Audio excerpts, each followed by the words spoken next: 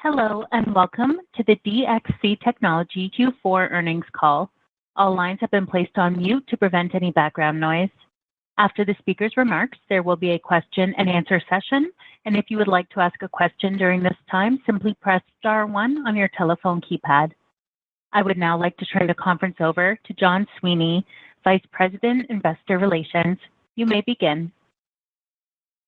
Thank you, and good afternoon, everybody. I'm pleased that you're joining us for the DXC Technology's fourth quarter fiscal year 2024 earnings call. Our speakers on the call today will be Raul Fernandez, President and CEO, and Rob Del Bene, our EVP and CFO. The call is being webcast at DXC Investor Relations website, and the webcast includes slides that will accompany this discussion today. Today's presentation includes certain non-GAAP financial measures, which we believe provide useful information to our investors. In accordance with SEC rules, we provide a reconciliation of these measures to their respective and most directly comparable GAAP measures. These reconciliations can be found in the tables included in today's earnings release and in the webcast slides. Certain comments we make on the call will be forward-looking. These statements are subject to known risks and uncertainties, which could cause actual results to differ materially from those expressed on the call. A discussion of these risks and uncertainties is included in our annual report in Form 10-K and other SEC filings. I'd now like to remind our listeners that DXC Technology assumes no obligation to update the information presented on the call except as required by law. And with that, I'd like to introduce DXC's President and CEO, Raul Fernandez. Raul? Thank you. I will give a brief introduction, review our financial performance, update you on the progress we are making with our offerings. Then Rob will take us through the fourth quarter financial results and discuss our fiscal year 25 guidance. I will also make some final remarks before opening the call up for questions. In Q4 of fiscal year 24, total revenue declined 5% on a constant currency basis, above our expectation. Adjusted EBIT margin of 8.4%, down 50 basis points year over year. Non-GAAP EPS of 97 cents was also above our guidance range. Free cash flow equaled $155 million, for a total of $756 million for the full year. This is the third consecutive year that DXC has achieved free cash flow of more than $700 million. While we met or beat expectations in Q4, we know we can operate at a higher level and are not satisfied with the current state. In my 5-month tenure, I have met with more than 36 customers globally, along with thousands of our employees in small and large settings, in person and virtual. I have engaged with dozens of investors and have successfully recruited very strong, experienced executives to join our team. I believe we have a global team that is re-energized to make the company better and more effective. I've also gotten a deeper understanding of all of our business units, so let me quickly recap a few thoughts, starting with insurance. DXC is the largest provider of insurance software and insurance business process services globally, from origination to claims processing. We are the category leader providing software and services in 3 out of 4 insurance segments: life and wealth, global specialty, and reinsurance. As an example, our technology and services process 1 in 5 property and casualty transactions worldwide. Our global customer base includes 21 of the top 25 global insurance carriers. In short, we are a key strategic technology partner supporting global insurance companies with their customers, their agents, and their employees. The strong recurring and reoccurring revenue, coupled with 90+% customer retention and an average customer tenure of 18 years, makes this a very interesting business unit for me to focus on. As Rob will comment, the insurance software and services business, representing approximately 3/4 of the total insurance revenue, grew at a very respectable 4.5% in the quarter. It's an incredibly strong foundation to build on and continue to grow, and also to rotate our revenue mix more towards SaaS and reoccurring services. So we are actively working on a focused plan to further accelerate the growth of this business unit and also highlight the value of its leadership role in the industry and its mix of software and reoccurring services. Continuing with GBS, we're bringing together the best capabilities of our analytics and engineering and applications business, now called Consulting and Engineering Services, with industry veteran Howard Boville as our general manager. Our Consulting and Engineering Services business has a rich and extensive history of driving transformative change for some of the world's biggest brands. In financial services, we provide core banking solutions to numerous banks globally. Within automotive and manufacturing, we are deeply involved in their digital transformation. We enable major auto brands to operate their research and development efforts for autonomous driving on our platform, enabling the ingestion and analysis of large data sets. We have built and run in-car infotainment systems across most of the luxury brands. While our technology solutions and operations are critical for our customers, our execution is below average, and we are focused on improving the profitability of our Consulting and Engineering Services business unit. Moving on to security, a key thing to note about our security business is that it is an enabler of many of our other services. Customers in our ITO and Modern Workplace rely on us to provide services in a secure, resilient way. Our security teams embed themselves in those offerings to do that in cooperation with our clients. We have over 3,000 security professionals operating across 8 global security operations centers where we provide around-the-clock coverage for our customers. As cyber threats increase by the day, not a week goes by that our teams are not called in to assist companies dealing with a security incident. The pace and complexity of these attacks are growing as the regulatory requirements for companies dealing with them. Our focus in the security business is to continue to leverage our expertise to enhance our GBS and GIS offerings while also focusing on accelerating growth of our standalone services. With the recent addition of several industry veterans, we expect to enable that growth. Moving on to cloud and ITO. For our cloud and ITO offering, we provide business and mission-critical services for some of the world's most essential workloads. As I have spent time in the business, I meet more and more customers who reiterate how critical our work is. Many of the world's largest airlines, energy companies, financial institutions, along with government organizations, count on DXC for the systems at the heart of their business.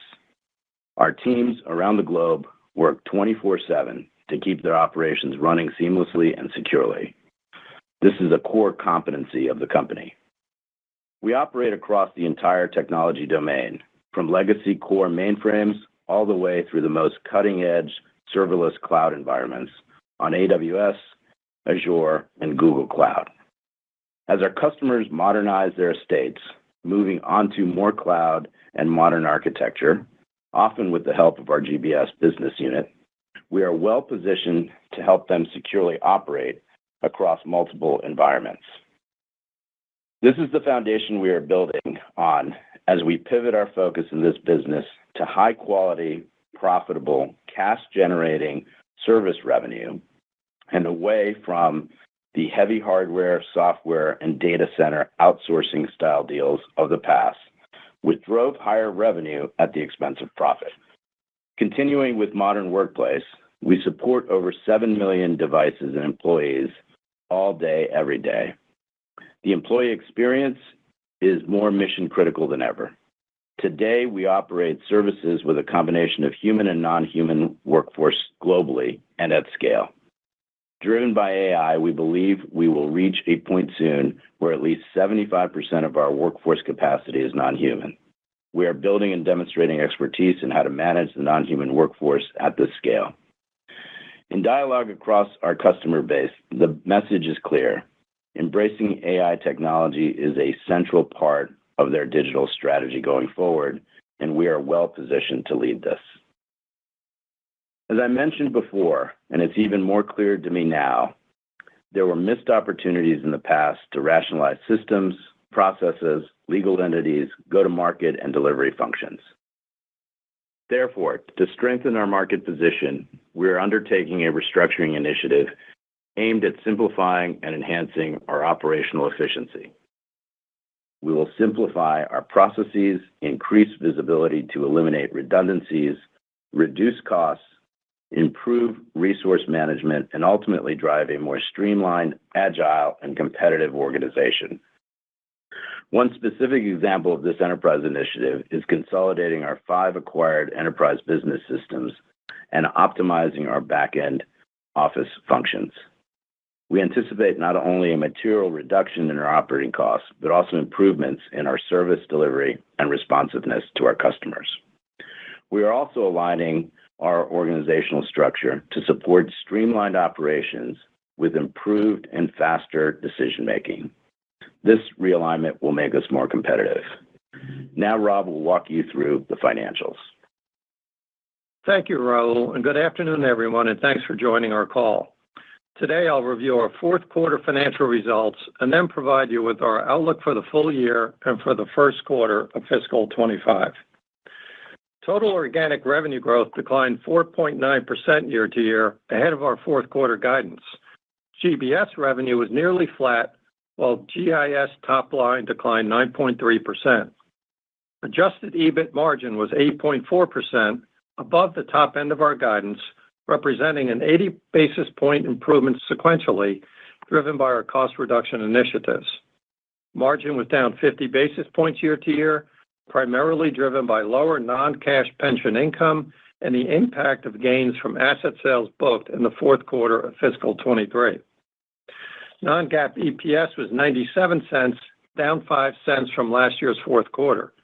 The year-to-year change was driven by a negative 13-cent adjusted EBIT impact, higher taxes of 8 cents, and a non-controlling interest impact of 3 cents. These reductions were partially offset by a 19-cent benefit from our share repurchase program. Free cash flow, defined as operating cash flow less CapEx, for the quarter equaled $155 million, compared to our expectation of about $200. The shortfall was due to a combination of a smaller benefit from working capital and higher than anticipated cash tax levels. For the year, our free cash flow totaled $756 million, which was the third straight year above $700 million, demonstrating consistency of cash generation performance. And now I'll turn to our fourth quarter key financial metrics. Gross margin equaled 23.6%, flat year to year as we continue to drive workforce optimization and reduce our real estate footprint in the face of declining revenue. SG&A was 8.7% of revenue, down 70 basis points year to year, largely driven by ongoing spending management and a $10 million non-recurring insurance reimbursement.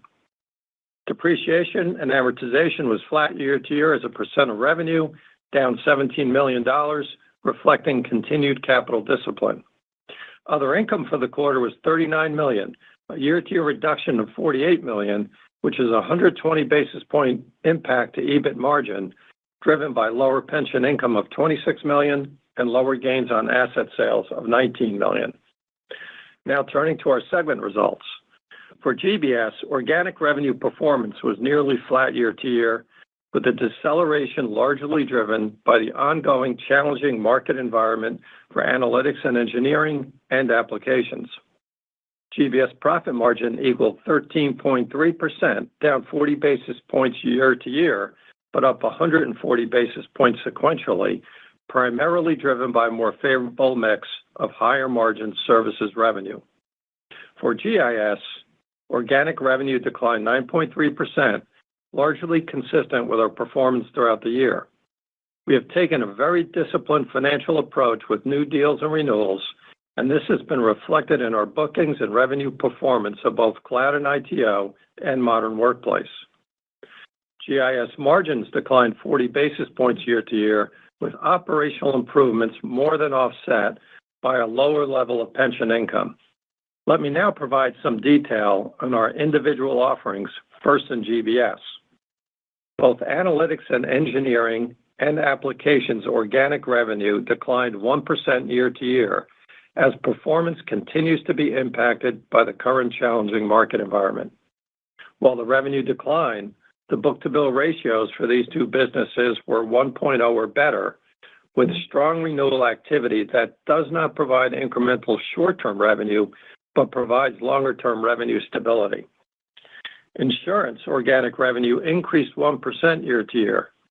Embedded in this performance is our insurance software and services business, which represents approximately three-quarters of the total, that continued its strong momentum, up 4.5% in the quarter. Normalizing for a significant large perpetual license sale in the fourth quarter of last year, the insurance software and services business grew approximately 9% year to year. The insurance book-to-bill was 0.8x. As a reminder, bookings in this business can vary significantly quarter to quarter based on the timing of large renewals. For example, last quarter, we had two significant renewals, and our book-to-bill was 1.58. Now moving to our GIS segment. Security declined 9% year over year on an organic basis, with a book-to-bill ratio of 0.96. Cloud infrastructure and IT outsourcing organic revenue declined 7%, an improvement from double-digit declines we saw in the prior three quarters due to a significant resale transaction delivered in the quarter. The book-to-bill was 0.75x, the result of the ongoing challenging ITO market and our selective approach to new deals. Modern workplace organic revenue declined year to year in the mid-teens, impacted by resale revenue, which was down 30%. Book-to-bill performance this quarter was a strong 1.29x due to several large renewals. Now turning to our financial foundation. We sequentially reduced our total debt levels by $450 million, and for the full year, our total debt levels have been reduced by $300 million. Net interest expense for the quarter was $20 million, up $3 million year to year, reflecting the higher interest rate environment on our short-term borrowings. Restructuring and TSI expense was $21 million, and for the full year was $118 million, about half of the level spent in fiscal 23. Operating lease payments of $84 million were down $9 million year to year due to the management of our real estate footprint. The fourth quarter capital expenditures were $125 million, and lease originations were $21 million. Our finance, lease, and asset financing payments continued to trend down, and as a percentage of revenue, capital expenditures and lease originations declined to 4.3%, down more than a point year over year, representing a multi-year low. Turning to capital deployment. As I mentioned, in the fourth quarter, we deployed approximately $450 million of cash to reduce our debt levels. We accomplished this by retiring our outstanding balance of commercial paper and continuing to decrease our lease portfolio. We returned $138 million of capital to shareholders, repurchasing 6.2 million shares at a weighted average price per share of $22.30. For the full year, we repurchased over 18% of our shares outstanding at a total cost of $883 million. Since the beginning of the fiscal year 22, we have reduced our share count by more than 30%. As we enter a new fiscal year, I would like to provide clarity on our updated financial priorities. Our plan is to deploy our capital to accomplish two things. First, given our recent revenue performance, we will execute a restructuring program to address excess capacity, largely concentrated in GIS, and right-size our infrastructure throughout the company to improve profitability. The second priority is to further reduce debt levels, including significantly minimizing finance lease originations. Now turning to our full year 25 guidance. We expect our total organic revenue to decline 4% to 6%. In GBS, we expect our full year outlook to be slightly positive, with the first half performance in line with our fourth quarter of fiscal 24 and with a return to growth in the second half of the year. In GIS, given last year's bookings and the resulting impact to opening backlog, combined with continued expected lower resale revenue and deal selectivity in fiscal 25, we anticipate full-year organic revenue to decline in the low double-digit range. Our guidance for adjusted EBIT margin is 6 to 7%. This guidance primarily reflects the impact from lower year-to-year revenue and investments we're making in the business to drive productivity improvements. Additionally, we will be executing on the previously mentioned restructuring action to improve margins on a sustainable basis going forward, with the impact of the savings largely materializing in late fiscal 25 and into fiscal 26. As I've mentioned on previous calls, we continue to rationalize our real estate portfolio. These potential sales will provide a cash inflow outside of free cash flow, but will have a negative impact on our adjusted EBIT margin. The potential loss in these sales is not included in the guidance, as the market remains difficult and the timing is uncertain. And with this expected adjusted EBIT margin levels, our full-year non-GAAP diluted EPS guidance is $2.50 to $3, with an assumed non-GAAP effective tax rate of 30%. Our free cash flow guidance for fiscal 25 is about $400 million.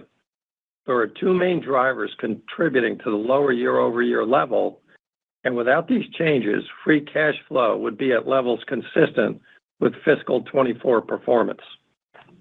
As I previously mentioned, we will be reducing our debt levels in fiscal 25, and a component of our debt reduction strategy is significantly reducing finance lease originations, which were $185 million in fiscal 24.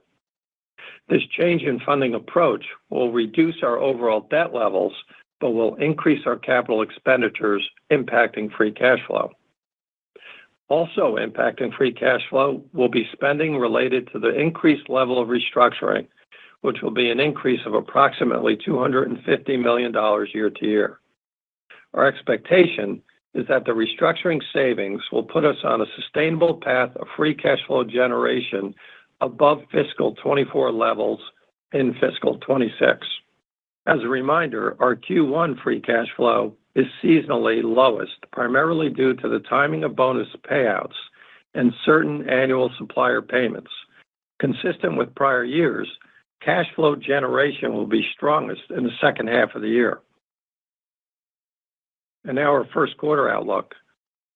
In GBS, we anticipate that revenue performance in A&E and applications will continue to reflect the current challenging market environment. And in GIS, services revenue will decline in the mid to high single-digit range, with resale taking the GIS decline to double digits. With these factors, we expect total company organic revenue to decline 7% to 8%. We anticipate adjusted EBIT margins in the range of 5.5% to 6%, a function of the lower revenue and first quarter seasonality, which has consistently impacted our results in prior years. And finally, non-GAAP diluted EPS of 55 cents to 60 cents. With that, let me turn the call back over to Raul for key takeaways. Thank you, Rob. There's quite a lot to do to operate at a higher level. That's why I'm so happy with the additions to our executive team in the last 60 days. They are all industry veterans with proven track records. We will define success by continuing to perform better every quarter while we transform as quickly as possible. Thank you for attending the call. Operator, we're going to open it up for questions. Thank you. If you would like to ask a question, please press star 1 on your telephone keypad. If you would like to withdraw your question, simply press star 1 again. One moment, please, for your first question. Your first question comes from the line of Brian Keane with Deutsche Bank. Your line is open.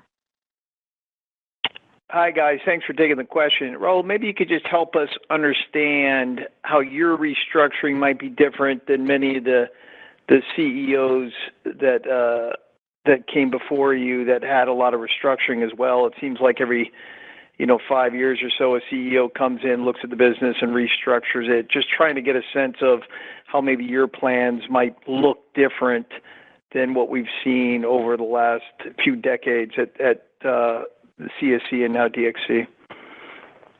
Yeah. Okay. Great question. Thank you. I know that, as you've mentioned, in the short history of this public company, there have been previous restructurings. But as someone who just got here and have really spent a lot of time operationally looking at our systems, our processes, our entities, our distribution of headcount, it's clear to me that the previous restructurings did not set a real, clean, solid, fully integrated baseline for profitable growth. You can look at that in multiple ways. Number of systems still in place that were acquired over time, never integrated, never deduped. Number of business processes that got stacked on top of each other. Number of legal entities. I think anyone that came in would look at the previous work, and again, I know the history is there, so I'm not running away from it. But I can tell you that this is a real reset. It is bottoms up. It is a strong foundation to go from, and it's absolutely needed because otherwise we just continue to carry a really not fully functional organization that can take advantage of the opportunities that we have. Got it. And then just as a follow-up, are any of the restructuring charges, are those through the P&L, so they're in the margin targets that we're looking at, or are those outside those targets? And then secondly to that, just on GBS, a little bit of a recovery, I think you talked about in the second half of the year. What gives you confidence in that GBS recovery for positive organic growth in the second half? Thanks. Yeah, Brian, this is Rob Delvetti. Thanks for the question. First on restructuring. Restructuring is not included, consistent with the approach taken since the beginning of the company. Restructuring is not included in the adjusted EBIT margin. It obviously is included in the free cash flow numbers. So that's the answer to your first question. On the GBS first half to second half dynamic, with the difficult marketplace, we do see the first half of the year performance similar to the back half of fiscal 24. We have some encouragement. Our pipelines have been improving, and our conversion rates are consistent. So with that improved pipeline and conversion rates, we see us going from low single-digit negatives to low single-digit positives in the second half of the year. And it's all built on, again, new leadership there, new life cycle management in terms of opportunities. So pre-proposal, proposal, pitching, smarter, better, faster, and also eliminating, frankly, some self-inflicted delivery issues that we have had, and in some cases we're still working our way out of. As I've mentioned before, this isn't one lever. This is a lot of little levers. And I think one of the things that has given me additional encouragement that I'm looking at it correctly and the team's looking at it correctly is that as we've brought on great new experienced, executives from great companies that have been succeeding in the marketplace, all over the world, they have confirmed that it's a very opportunity-rich environment, meaning we have a lot of things that we can be doing better. And if we do those things better, again, not rocket science, operational excellence, and I'd say in some cases just getting to average, that will show up top line and bottom line and conversion and show up in gross margins, net margins, et cetera. So I feel like we've got a way to go to get to a base, and then from that base, we're going to continue to grow off of it. But I think that we've got the right people, the right structure, and now the right go-to-market model and incentives, and I'm encouraged. Great. I'll pass the line. Thanks. Your next question comes from the line of Tien-Tsin Huang of JP Morgan. Your line is open. Hi, thanks so much for going through all this. I'm just curious on the booking side, how that came in versus plan in a little bit more detail, and what we might expect as the fiscal year plays out here in terms of replenish, either new logo or renewal. Yes, so Tien-Tsin, thanks. So the bookings relative to the last forecast we gave 90 days ago were pretty consistent and actually a little better in GBS. And that was really due to renewals and A&E were strong, and it's the second quarter in a row they've been strong. And in my remarks, I mentioned that those renewals, they don't translate into revenue growth in the first half of the year, but they provide rather a solid foundation for the second half. So we did a little better than anticipated. We did as expected in GIS, and going into fiscal 25, we expect a very similar picture where we have strong renewal activity in both GBS and GIS, and then new content based on the pipeline, new content in GBS filtering in throughout and improving throughout the year in fiscal 25. Perfect. Thank you for that. And then maybe, Raul, just quickly, as my quick follow-up, just with the additions to the management team, I know you're bringing some people in from familiar places. Are you done with some of the additions? Do you expect some other turnover or maybe new roles that you'd expand into the management team? Just curious what your thinking is there. Thank you. Yeah, and you've seen some of the releases, right? So we've obviously announced some publicly, and then there are others that we didn't announce, but they've joined the team across the organization. Yeah, I've had the pleasure of working with a lot of great executives over my 25 plus years in technology, and in that journey, we've had the opportunity to work together. Many of the executives that have come here, we've had the opportunity to compete together, work together, and win together. So yes, we've got a few more that are coming. But in terms of looking at the people that we need to execute, building on top of the team that's here, the great team that's here, and adding some great executives that are fit for the roles where we needed additional horsepower, I feel like I've got the team, 90+% in place. Okay, good to know. Thank you.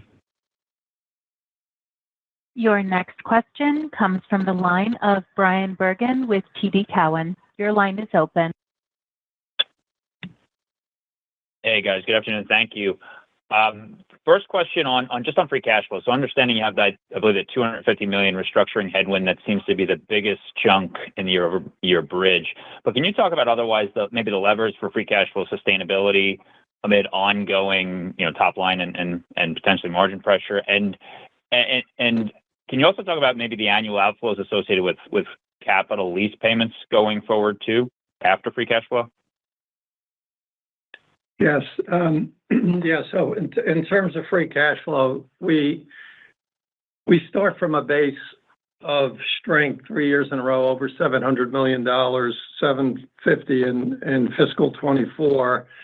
And we have that solid base moving into fiscal 25. And as I mentioned, the two impacts to that number are the increase in restructuring of $250 and then the curtailment or significantly curtailing new lease originations, which does shift the spend over to CapEx, impacting our free cash flow number in the year. Now, we do have operating leverage here with working capital.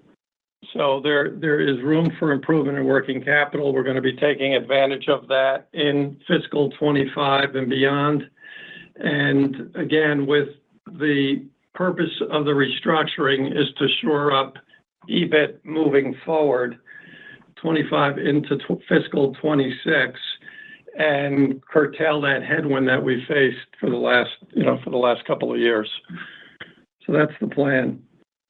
In terms of cap lease payments, we're in the low 200s, and that will continue to wind down. In 26, it'll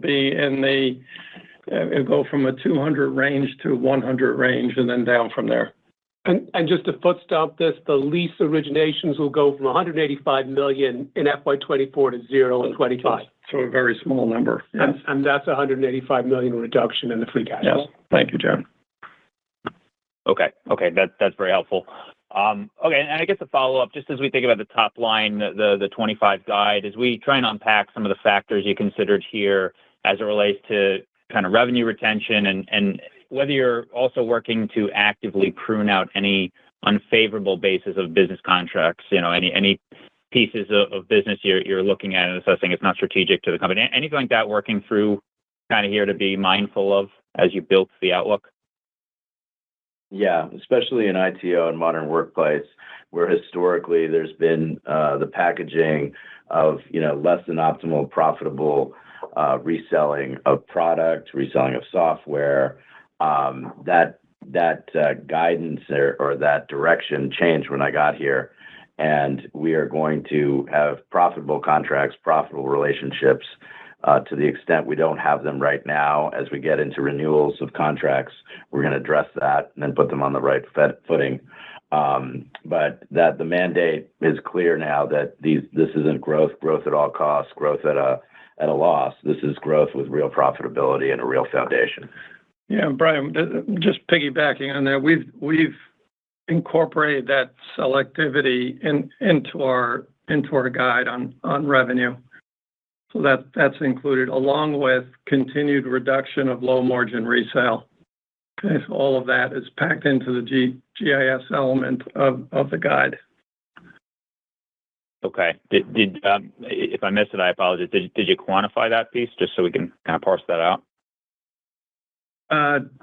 Didn't quantify specifically the various elements, but in my opening remarks, I mentioned that will be high negative single digits in GIS, and with the resale, it'll be negative double digits, low double digits.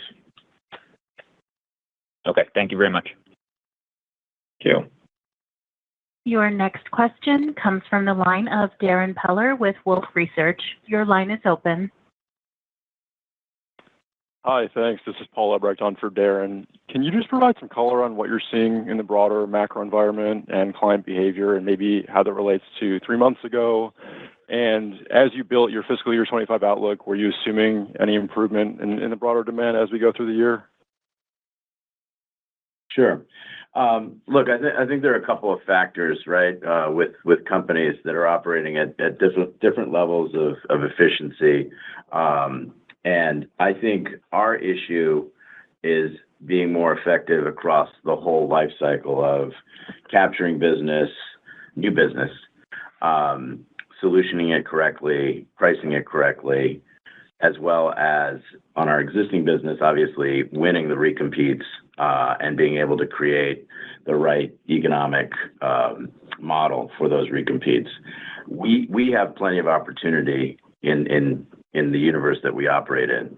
I think from a macro standpoint, I echo what others have said in the space, that some discretionary spending is paused and has lightened up. I do think that is less of a headwind for us than optimizing our go-to-market and sales functions and getting those better. We have our destiny in our hands by being better against the opportunities that we get to compete on. And that will be a bigger factor for us in the near term than the general macro environment. Got it. That's helpful. And then as a follow-up, you mentioned in modern workplace, you could reach a point where 75% of the workforce is non-human. Can you just touch on the path to get there and what you're doing right now in the business to improve efficiency? Sure. If you think about a lot of the work there, it's a lot of small resolution of items across multiple people, humans, devices, countries, companies, et cetera. If you look at the focus of AI, specifically Copilot, and the ability for agents to use large language models, small language models, real precise models to really proactively and interactively answer and deal with questions. That's the shift where we're going to be using AI in a manner where we can handle the workload, same or more, with a greater infusion of technology and not relying on an increase of humans or people for that. As we transition that, you'll go from a ratio of roughly 40% to 70+%, and that's the reference that I made there. But that's real. That's happening. It's actionable. We're experimenting with it across multiple accounts. And the other piece of good news is that the speed of compute behind AI is doubling every 6 months.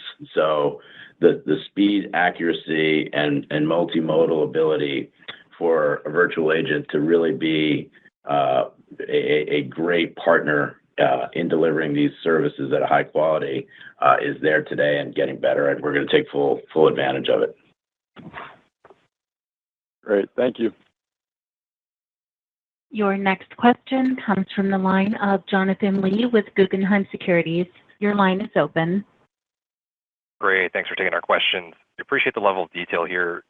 You talked about working through some of the resale dynamics to help profitability. Can you help us understand any other levers you have across contract profitability, whether that's pricing or delivery?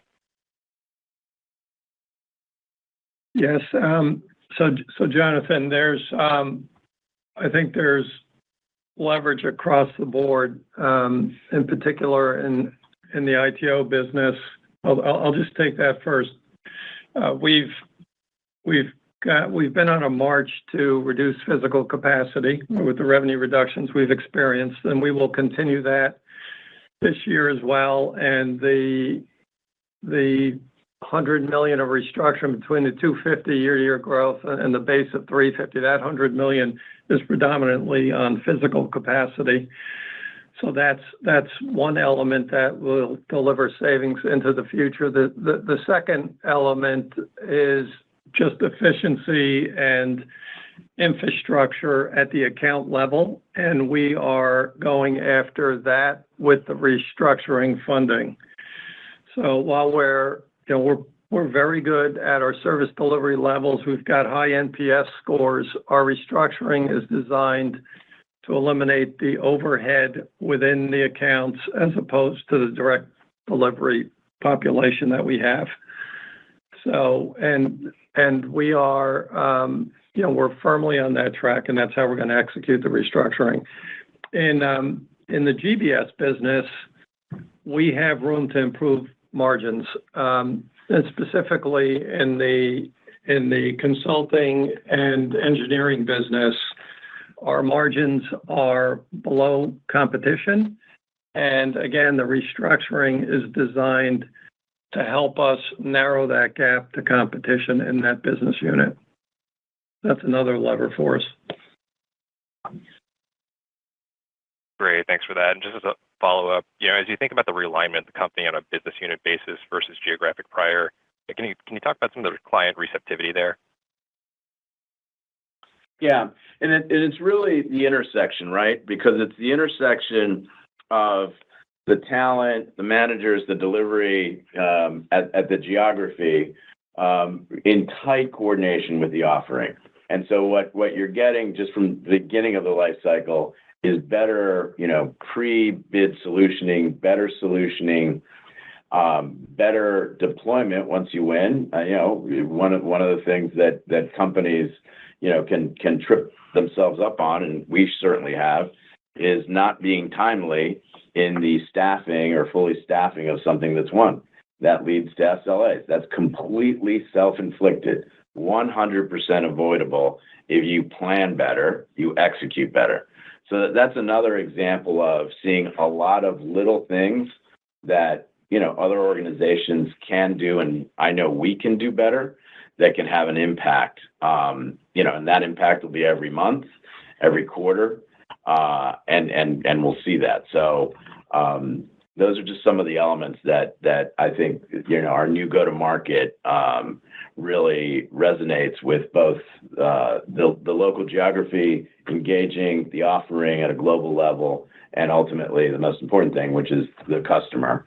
And in my several dozen conversations in the last 150 days, in talking through why we think this is a better way of serving our customers, it's been very receptive and very engaging with our customers.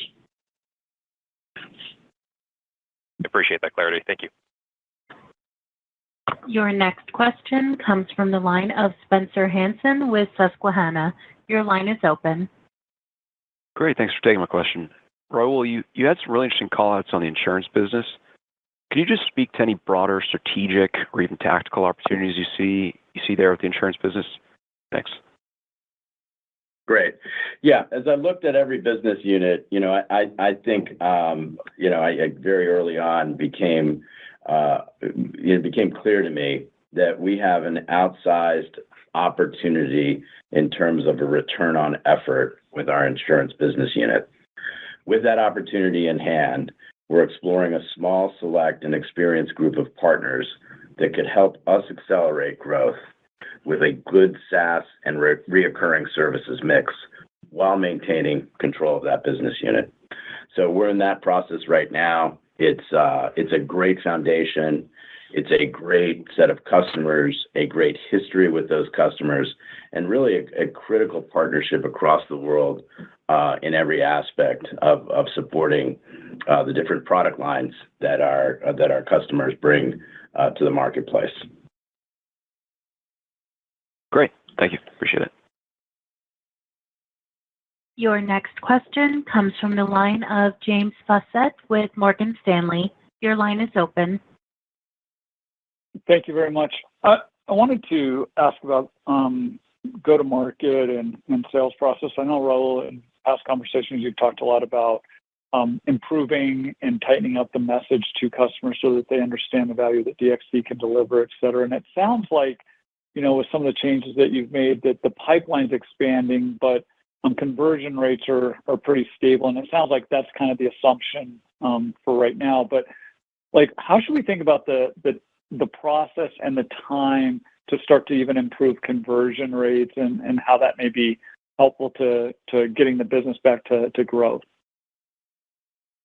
Yeah, I think it's a function of the fundamentals, right? The fundamentals that we're operating under in ITO and modern workplace. The new leadership and the focus on key vertical solutions, replicability in consulting and engineering services. And also, in talking to customers, I always, if it's an ITO customer or modern workplace, I always come prepared to discuss something relevant in another business unit that they may or may not be aware of. And frankly, it's a good surprise, but I'm surprised that many of our existing customers, where we've got, tens, in some cases, hundreds of millions of business in one division, do not know and do not appreciate the talent, the experience that another division has. So just the more effective cross-pollination, cross-sale, in existing accounts is something that I see as an opportunity, and it's relatively low-hanging because, again, in my several dozen meetings, I've always tried to say, and hey, as you're thinking about this, did you know we did this? And most of the time, the answer is, oh, no, I didn't know that. Please, let's follow up. So if you scale that and then, operationalize that, we are going to be able to get incremental demand from our existing base. Because in many cases, we've got a great beachhead, a great history, and a great relationship with one offering and a customer.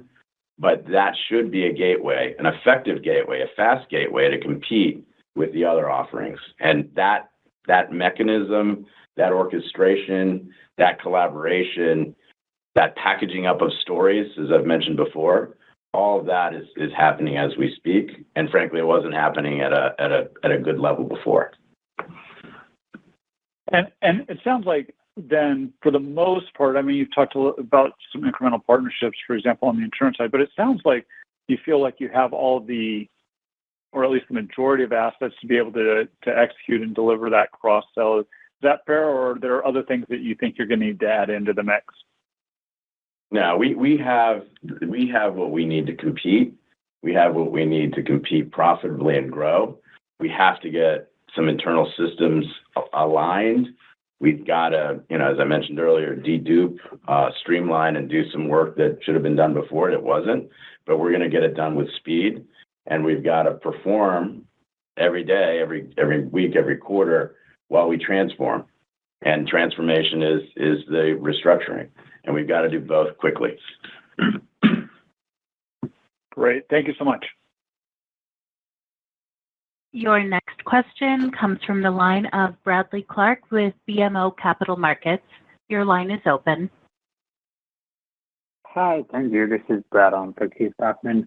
I want to ask about your thoughts on GIS and market growth over time. You've alluded to sort of participating in just broader GIS market growth rates, implying perhaps low single-digit decline over time. Is that still how you're thinking about potential growth of both the market and or GIS longer term, given the changes you'll be making to the business? Yes, Bradley, I think that's about right. We have a very realistic view of the market, and our goal is after rationalizing the portfolio and focusing on exiting unprofitable contracts and being selective. Our goal is to get to market growth rates, which we see in the low negative single-digit range. So that's where we're pointing the business in that direction. And just to be clear, we're operating at a worse level than that. So the first goal is to get to quote unquote normal or more baseline with other competitors. And once we get there, then obviously the next step is to find another target and try to meet and beat it. But in the near term, it is to get in line with our competitors with regards to our growth rate, where it is today and where it should be as a comp. Okay, appreciate the insight. This concludes the question and answer session. I'll turn the call to Raul Fernandez for closing remarks. Thank you very much for joining us. I appreciate all of the employees that come together every day to deliver great services for our customers. I value all the investors. I definitely also appreciate the sense of frustration and urgency to get things done.